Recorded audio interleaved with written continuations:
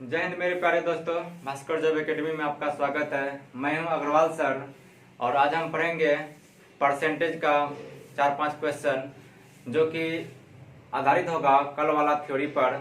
तो इन सवाल को समझने से पहले आपको, अगर आप पिछला वीडियो नहीं देखे हैं तो उस वीडियो को जाके पूरा देखिए और फिर तब आपको पूरी समझ में आएगा आज का पूरा सवाल। तो आज का सवाल शुरू करने से पहले कुछ अर्ज कर रहा हूं आपके साथ, जरा गौर फरमाइएगा। वो रात दर्द और सितम की रात होगी, वो रात दर्द और सितम की रात होगी, जिस रात रुखसत उनकी बारात होगी। जी सुनिएगा, वो रात दर्द और सितम की रात होगी, जिस रात रुखसत उनकी बारात होगी। अक्सर उठ जाता हूं मैं नींद से ये सोचकर, अक्सर उठ जाता हूं मैं नींद से ये सोचकर कि एक गैर की बाहों में मेरी सारी कायनात होगी। तो चलिए इन्हीं अच्छे से पंक्तियों के साथ हमारा प्रयास ये होगा कि गैर के बाहों में क्यों हमारी सारी कायनात जाए। उसके लिए हमें जितना ताबड़तोड़ मेहनत करना पड़ेगा उतना हम करेंगे, ताकि सारी कायनात किसी गैरों की बाहों में नहीं बल्कि हमारी बाहों में आए। तो इसके लिए आप तैयार हो जाइए और लगातार नॉन स्टॉप वीडियो देखिए भास्कर जॉब एकेडमी का। तो चलिए शुरू करते हैं। भास्कर जॉब एकेडमी की तरफ से नेचर 6 का क्वेश्चन नंबर 3। कल मैंने इस नेचर का 2 क्वेश्चन करा दिया था। तो चलिए क्वेश्चन नंबर आज है, क्वेश्चन नंबर 3 है। किसी वस्तु पर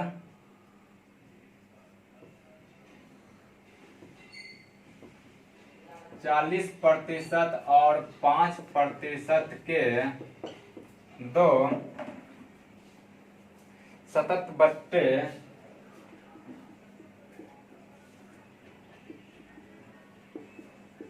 किस एकमात्र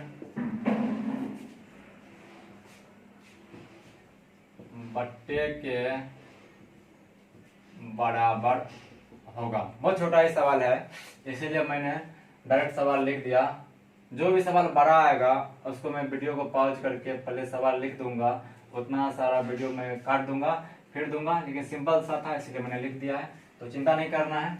चलिए, कल जैसा कि आप पढ़े हुए हैं कि अगर कमी का सेंस हो तो कमी का सेंस हानि शब्द से होता है, कमी खुद शब्द से होता है, बट्टा से भी कमी का सेंस होता है। कमी का सेंस होगा तो उन वैल्यू में माइनस चिन्ह लगाएंगे, वृद्धि का सेंस होगा तो प्लस चिन्ह लगाएंगे। वृद्धि शब्द का यूज के लिए आप देखना है वृद्धि खुद। लाभ अगर बोलता है तो वहां पे वृद्धि समझा जाएगा, और अगर ब्याज आप लेते हैं तो वो वृद्धि का फॉर्म होगा। तो चलिए यहाँ पे देखिए, किसी वस्तु पर 40% और 5% के 2 क्रमागत बट्टे दिए जाएंगे, तो बताइए कि वे दोनों बट्टे मिला के किस एकमात्र बट्टे के बराबर होगा। बट्टा निकालना है। चलिए बताइए। तो हमारा प्रोसेस था बेस्ट मेथड में कि 40% का फ्रैक्शन करिए। तो 40/100, 20 दूनी 40, 20 पंचा 100, माइनस माइनस। और अगला परसेंटेज है 5%। 5% का फ्रैक्शन 5/100, 1/20, यहाँ पे माइनस। एक साइड क्या लिखना है, प्रारंभिक मान या एमपी लिखे थे, और इस साइड होगा अंतिम मान या एसपी आप लिख सकते हैं। बताइए, माना कि किसी वस्तु का प्रारंभिक मान 5 है, तो उस पर आप 40% का डिस्काउंट देंगे, तो इसका मतलब 2 इकाई का डिस्काउंट देंगे, तो उस सामान का दाम रहा कितना जाएगा, तो 3 इकाई रह जाएगा, 3 इकाई में बिकेगा। ठीक इसी प्रकार से यहाँ पर भी बात वही सोचिए कि अगर किसी वस्तु का प्रारंभिक कीमत 50 है या एमआरपी अगर 20 है, अगर किसी वस्तु का एमपी 20 है, तो 5% का डिस्काउंट देने का मतलब 1 इकाई का डिस्काउंट देना, तो वो सामान बिकेगा कितना में, तो 19 इकाई में। उसके बाद हम लोग का प्रोसेस था कि इनको गुना करिए और इनको गुना करिए, और अगर इस साइड की किसी भी संख्या से इस साइड की किसी भी संख्या को काटना हो तो आप काट सकते हैं। तो कटता है तो काटिए, नहीं कटता तो कोई बात नहीं, गुना करते हैं। 20 पंचा 100, 19 दिया 57। इसका मतलब ये हुआ कि अगर किसी वस्तु का एमपी 100 होता तो ये दोनों डिस्काउंट देने के बाद वो वस्तु वो दुकानदार 57 में ही बेच पाता। तो बताइए कितना का डिस्काउंट हुआ, तो घटा दीजिए। 100 का सामान था, 57 में बिका, 57 3 60 40, 43 का डिस्काउंट मिला। 43 का डिस्काउंट कितना पर मिला, 100 पर। और 100 पर जो डिस्काउंट मिलता है उसको डिस्काउंट परसेंट भी कह देते हैं। यहाँ पे वैल्यू निकालने का जरूरी नहीं है परसेंटेज में। 100 अगर यहाँ पर है बेस में, तो जो रिजल्ट निकला आप डायरेक्ट उसमें परसेंटेज लगा दीजिए, आंसर हो जाता है। तो चलिए यही है बेस्ट मेथड।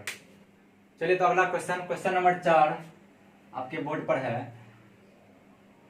इतना परसेंट और इतना परसेंट के 3 लगातार छूट का एक अकेला एक मात्र एक समतुल्य, सब एक ही वर्ड है, छूट क्या होगा ये बताना है। तो चलिए आप 6.2/3% का फ्रैक्शन बताइए। डिस्काउंट माइनस लगाते हैं तो ये होता है आपको 1/15। उसके बाद है 37.5%, इसका फ्रैक्शन आप बताएंगे तो ये होता है 3/8। एंड 57.1/7% का जब फ्रैक्शन आप बताएंगे ये होता है 4/7। तो चलिए आप बताइए। अब एमपी लिख देते हैं और इसे एसपी लिख देते हैं। बताइए अगर किसी वस्तु का अंकित मूल्य 15 होता तो उस पर इतना परसेंट का डिस्काउंट देने के बाद वो कितना में बिकता, तो 1 का डिस्काउंट देने का मतलब 14 में बिकता। वही बात यहाँ से सोचते चलिए, फटाफट करते चलिए। 8 होता तो 8 में से 3 जाता 5, 7 में से 4 जाएगा 3, यहाँ पे 7 तो इसका वैल्यू हो जाएगा 3। काट कुट करिए तो 7 दूनी 14, 5 से 5 दिया 15, 3 से 3 कैंसिल, 2 से 8 भी कैंसिल, 4 इधर सब मिला के 4 हो जाएगा गुना करने पर, और इधर कुछ नहीं तो 1 हो जाएगा। चलिए मतलब ये कि अगर किसी वस्तु का एमपी 4 होता तो ये तीनों डिस्काउंट देने के बाद वो दुकानदार उस सामान को मात्र 1 में बेच पाता। तो कितने का डिस्काउंट हुआ, तो आप कहेंगे 3 का डिस्काउंट हुआ। चलिए यहाँ पे हम थोड़ा टेक्निकल सिखाते हैं आपको। ये सारा का सारा रेशियो में संख्या होता है, ये रेशियो है, ये रेशियो है, और जो अंतर निकला वो भी रेशियो ही होगा। आप बताइए हमें क्या चाहिए। यहाँ पे अगर 100 होता तो जो भी रिजल्ट निकलता वो हमारा परसेंटेज में निकलता। तो हमारा प्रयास होना चाहिए, क्या हम इसको 100 बना सकते हैं, तो प्रयास करिए। इसको क्या करें ताकि 100 हो, जोड़ घटाव के रूप में नहीं, केवल गुना और भागा के रूप में। तो जी आप कहेंगे अगर इसमें हम 25 से गुना कर दें तो ये 100 हो जाएगा। तो 25 से गुना कहाँ कहाँ होगा, हर एक जगह गुना होगा। यहाँ पर भी गुना होगा, यहाँ भी होगा, यहाँ भी होगा, यहाँ भी होगा। तो बताइए कितना हो जाएगा, 25 दिया 75%, यानी कि सब मिला के टोटल डिस्काउंट जो है वो कितना के बराबर हो जाएगा, इन सभी के बदला में सब मिला के 75% हो जाएगा। क्लियर। चलिए तो अब बढ़ते हैं क्वेश्चन नंबर 5 की तरफ। क्वेश्चन नंबर 5 कह रहा है कि एक संख्या में क्रमागत रूप से 11.1/9% और 12.5% की वृद्धि हो रही है। वृद्धि करने पर उसके मूल मान में कितने प्रतिशत की वृद्धि हो जाएगी। तो चलिए दोनों परसेंटेज का फ्रैक्शन बताइए। 11.1/9% की वृद्धि और 12.5% की भी वृद्धि होगी। एक संख्या में 2 बार क्रमागत रूप से वृद्धि हो रही है, इतना और इतना का। इसका तो पता ही होगा कि 1/9 होता है, और इसका कितना हो जाएगा 12.5 का 1/8 होता है। वृद्धि है तो प्लस। ओके अब आप बताइए, यहाँ पे छूट वाला बात तो नहीं है, तो छूट वाला बात नहीं तो आप एमपी और एसपी नहीं लिखेंगे। अब यहाँ पे आप क्या लिखेंगे, लिखेंगे मूल संख्या। एक साथ लिखिए मूल संख्या या मूल मान बोल दीजिए। चलिए संख्याएं लिख देते हैं, अच्छा लग रहा है दिखने में सुनने में। मूल संख्या और एक साथ लिखिए प्राप्त संख्या। प्राप्त संख्या क्या मतलब हुआ, नई संख्या, जो नया संख्या प्राप्त होगा, नई प्राप्त संख्या। तो क्या करिएगा, यहाँ जो बोल रहा है कि एक संख्या में, तो माना कि वो संख्या कितना है, तो माना कि 9 है, तो इसमें क्या करना है, इतना परसेंट की वृद्धि करना है। तो अब वो नई संख्या कितना बन जाएगा, तो आप कहेंगे 9 से एक ज्यादा वृद्धि हो गया तो नई संख्या 10 हो जाएगा। फिर से वही बात यहाँ पर भी सोचना है। माना कि मूल संख्या फिर से 8 है, तो 12.5% का वृद्धि करने का मतलब 1 का वृद्धि करना, अगर 8 है तो वो कितना हो जाएगा, 9 हो जाएगा। 9 9 कट गया, इनको काटिए, 2 से काटेंगे 4, 2 से काटेंगे 5, ये फाइनल 4 है और ये फाइनल 5 है।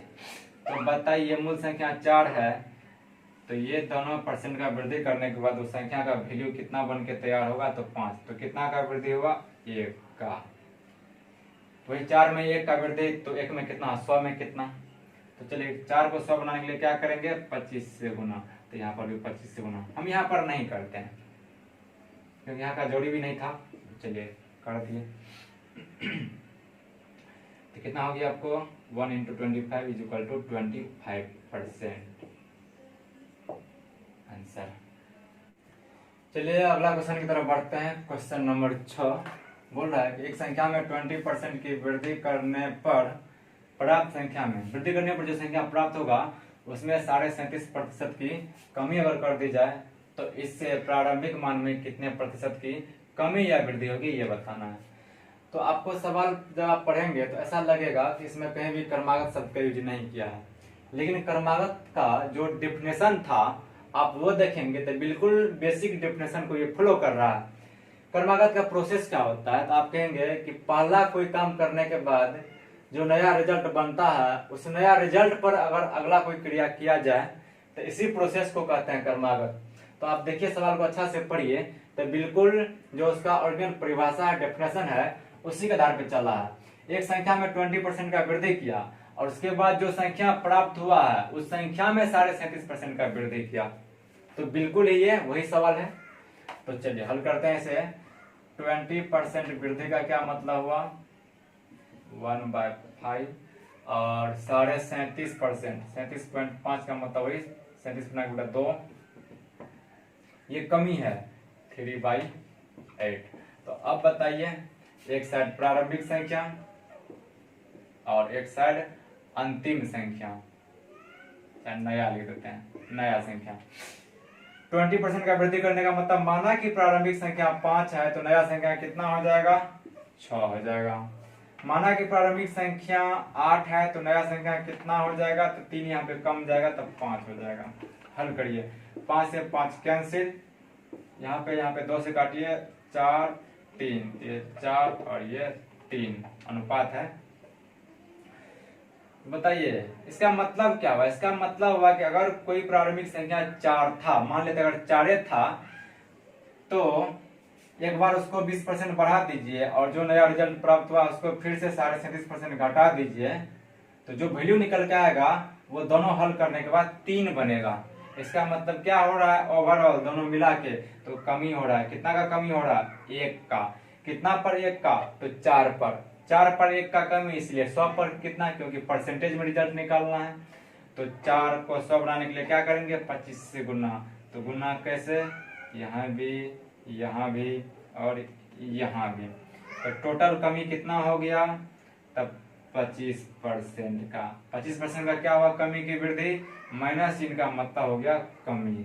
अब माइनस चिन्ह को हटा दीजिए और भाषा के रूप में लिख दीजिए कमी। तो इन्हीं सवालों के साथ ये हमारा नेचर 6 सक्सेसिव वाला टाइप खत्म हुआ। आशा करते हैं आपको बिल्कुल समझ में आया होगा। तो हम कल फिर मिलते हैं अगला वीडियो के साथ।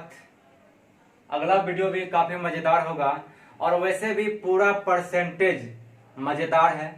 हर एक एग्जाम में 1 या 2 प्रश्न आना तय है। परसेंटेज का उपयोग या तो परसेंटेज चैप्टर में होता है या किसी और चैप्टर में परसेंटेज का उपयोग हो जाता है। जैसे फ्रैक्शन में भी परसेंटेज का यूज होता है। कैसे, तो सवाल रहता है किसी भिन्न के अंश को 20% बढ़ा दिया जाए, हर को 40% कम कर दिया जाए। सवाल तो है फ्रैक्शन का, लेकिन उसमें परसेंटेज का यूज हुआ है। तो परसेंटेज से बनने वाला 4-5 चैप्टर होता है और जिसमें कि लगभग यही सब रूल रहेगा। यानी कि अगर आप परसेंटेज पढ़ लेते हैं तो यहाँ से आपका 4-5 चैप्टर क्लियर होगा। परसेंटेज, प्रॉफिट लॉस, एसआई और सीआई, ये चारों के चैप्टर जो हैं बिल्कुल परसेंटेज पर बेसिस है। कैसे, लाभ में मिलेगा आपको 20% का लाभ हुआ, 15% का हानि हुआ। साधारण ब्याज में क्या बात रहेगा कि इतना धन को 5% दर पे दिया गया। तो बिल्कुल ये परसेंटेज है, चारों चैप्टर मतलब एक ही टाइप से बनेगा। और ये जो मेथड हम पढ़ा रहे हैं सक्सेसिव वाला, ये बिल्कुल चक्रवृद्धि ब्याज में इसी मेथड से बनेगा। तो इसलिए आपका काम है कि इस नेचर को अच्छा से क्लियर कर लें। मैं तो ये कहूंगा कि आप परसेंटेज का जो शुरुआती वीडियो है वहां से लेके यहाँ तक अगर आप अच्छा से क्लियर कर लेते हैं तो आगे आने वाले लाभ हानि एसआई और सीआई में कतई दिक्कत नहीं होगा। इसीलिए आप क्या करें, इन 6-7 वीडियो को बार बार देखें, 2 बार देखें, 3 बार देखें। तो चलिए इन्हीं के साथ आज के लिए हम विदा लेते हैं। कल फिर मिलते हैं सुबह 7 बजे। तब तक के लिए धन्यवाद। Bye bye.